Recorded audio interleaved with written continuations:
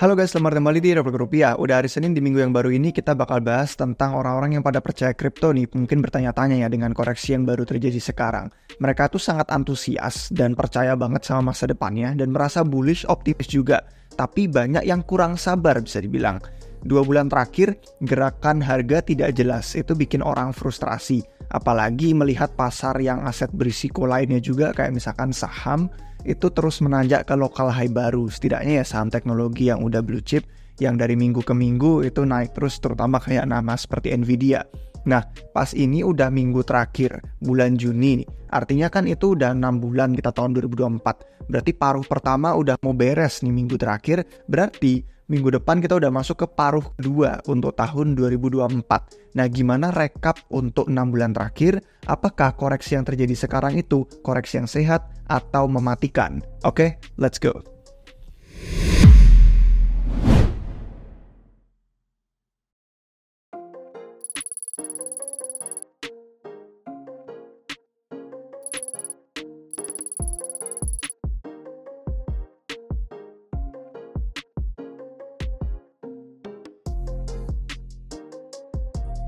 Baik guys, sekarang kita mulai dulu dari video yang udah kami bikin di akhir tahun 2023. Kalau kalian sadar kan kita sudah bikin playlist nih ya. Jadi kalau misalkan kalian dari channel YouTube kami, itu bisa ngeliat di bagian sini ada playlist. Nah, di sini ada narasi 2024. Kalau kalian ngeliat semua video tentang narasi 2024 ada di sini, termasuk sama yang ini, pasar dan makro. Nah, ini kami bikin di akhir tahun, waktu itu pas banget kayaknya di hari terakhir bulan Desember, tanggal 29 kalau nggak salah.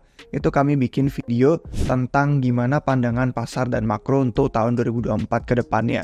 Jadi di sini itu kita bener-bener ngelihat spekulasi tentang timeline di tahun 2024 nanti kira-kira seperti apa ya. Dan yang kami singgung di sana itu ada beberapa pemicu yang positif. Positif untuk kuartal pertama tahun 2024. Jadi untuk Januari, Februari, Maret itu ada beberapa hal yang kami singgung kayak kondisi likuiditas makro itu mendukung. Ada yang kedua itu peluncuran ETF spot Bitcoin, itu juga mendukung. Dan yang ketiga ada juga hype seputar halving Bitcoin yang waktu itu bakal terjadi. Dan kalau misalkan sudah lewat, ya kita ngelihat ke masa lalu gitu kan. Kayak jelas banget sih kenapa kok BTC itu gerakan harga Bitcoinnya bisa melejit banget pesat sampai menyentuh all time high baru, bahkan jauh lebih cepat daripada ekspektasi kami. Dan waktu bikin video itu ya walaupun kami ngerasa bullish banget di akhir tahun itu untuk tahun 2024, tapi ya nggak menduga ternyata butuh jarak waktunya singkat. Waktu itu kalau nggak salah kita pikir bakal makan waktu sampai ke Q3 atau bahkan lebih lama lagi di akhir tahun 2024 untuk nyentuh all time high baru. Jadi merasa bullish kami ternyata masih kurang bullish lagi. Dan kalau misalkan kalian lihat juga bahkan dengan optimisme seperti itu yang kami bahas di sana, itu nanti nonton sendiri aja ya untuk lengkapnya 20 menit karena kita nggak bakal mengulangi materi yang sama. Tapi di sana kita juga memberikan peringatan bahwa spekulasi ke tahun 2024 itu tidak semuanya indah. Dan tidak semuanya indah itu kami juga bahas di bagian akhir-akhir ini tentang history gitu kan. Bahwa biasanya di history kalau bull market justru terjadi koreksi-koreksi yang dalam gitu kan. Jadi justru di saat-saat bullish itu biasanya kita melihat ada penurunan yang tajam, ada konsolidasi. Dan makanya kalau misalkan kalian nonton di situ ada beberapa poin menarik yang kami singgung dari video itu. Cuman kalau misalkan ngelihat di video kan kalian harus nonton full untuk bisa tahu seperti apa bahasan-bahasannya. Tapi kalau misalkan kalian gabung dan jadi member RR di dashboard kami republikrupiah.com, itu bisa ngeliat dalam versi bentuk tulisannya.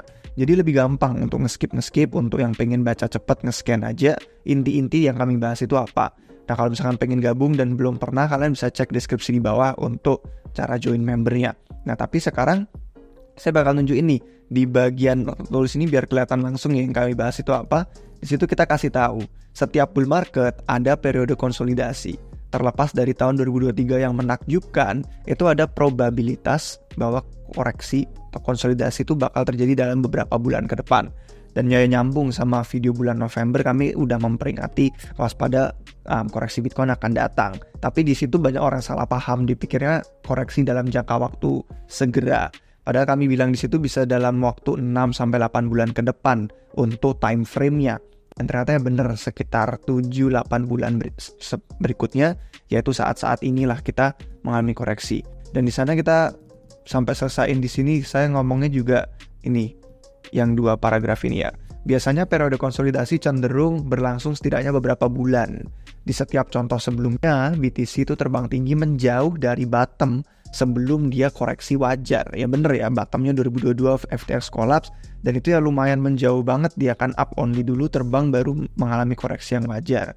Dan kalau ngikut pola yang sama seperti siklus sebelumnya, di situ saya bilang sama ini ya, yang tertulis di sini sama yang dibahas di video ini itu sama persis, sama pakai skrip yang itu juga, bahwa saya prediksi akan ada periode konsolidasi selama paruh pertama tahun 2024. Di sana saya bilang itu sehat untuk bersiap ke bull market yang selanjutnya.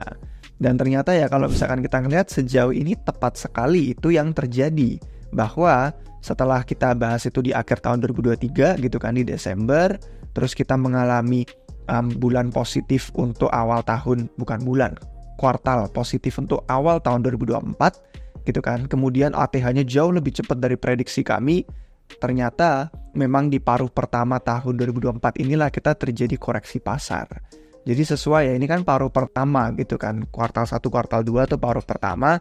Dan di awal bulan April pun, yang waktu kita melihat di sini ya, sekitaran sini, di awal bulan April, saat itu kita juga mengulangi lagi risiko adanya potensi keadaan-keadaan bearish untuk pasar BTC, Bitcoin, dan juga untuk pasar crypto altcoins dan aset-aset yang alternatif lainnya menuju ke kuartal kedua 2024, yaitu kalau kuartal pertama kan Januari, Februari, Maret, terus April, Mei, Juni, dan itu yang kita peringatkan untuk April, Mei, Juninya tentang risiko-risiko bearish itu. Dan yang kita bahas di sana, kalau misalkan kalian lihat, itu di judulnya udah jelas banget gitu kan, likuiditas global merosot, kripto bearish, tanda tanya.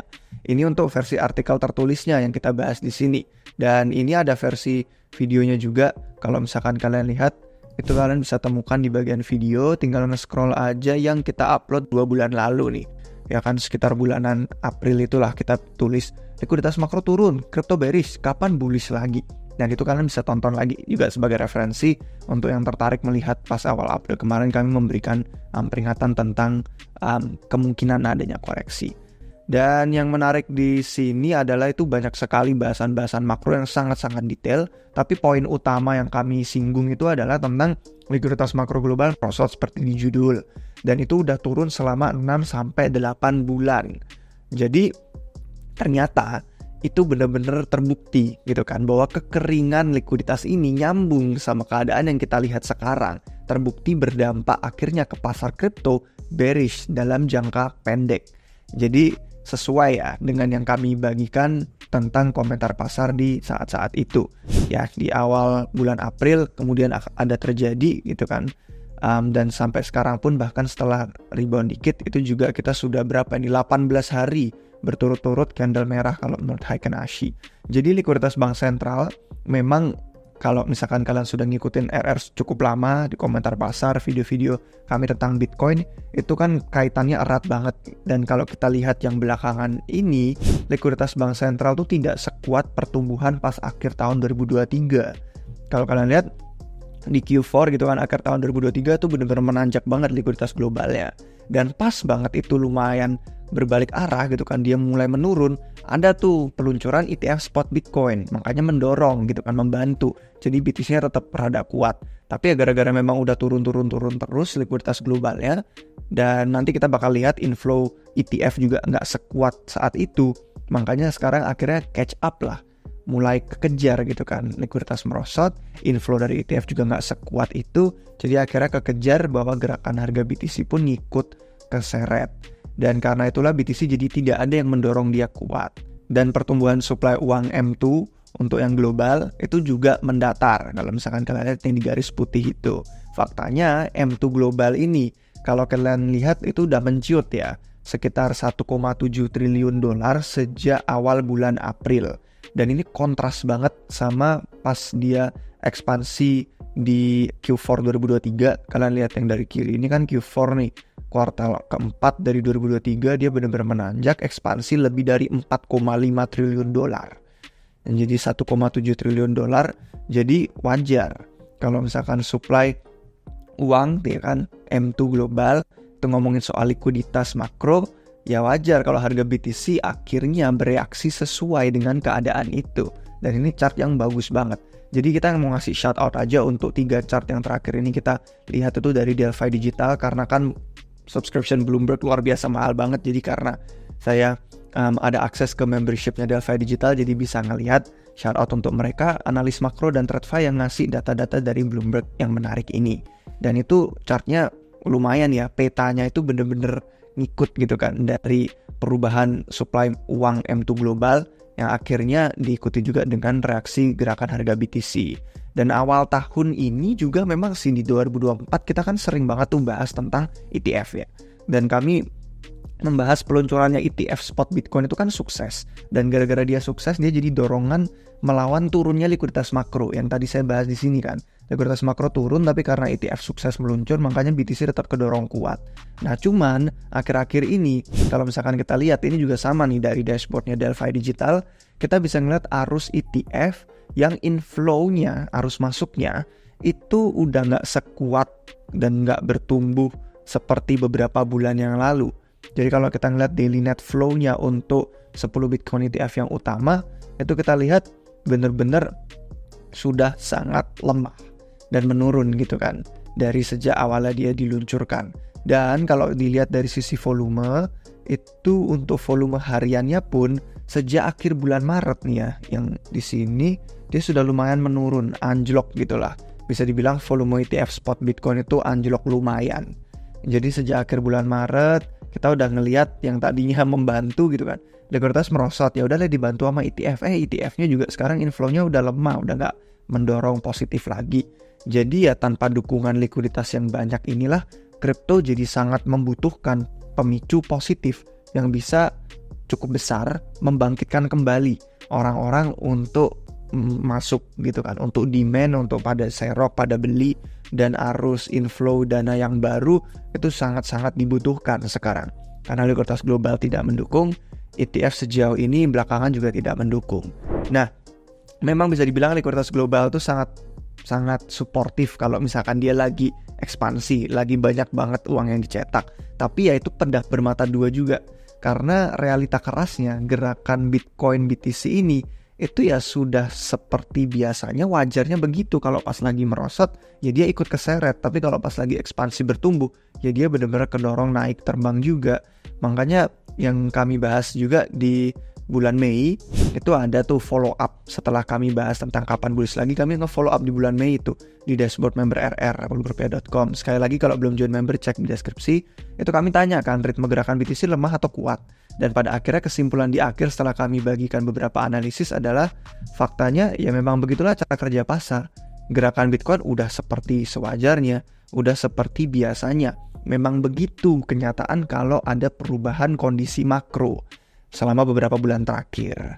Jadi ya kalau ada orang yang bilang quote gitu kan, dan kami juga mengulangi quote ini bahwa Bitcoin adalah taruhan terbaik melawan penurunan nilai mata uang fiat.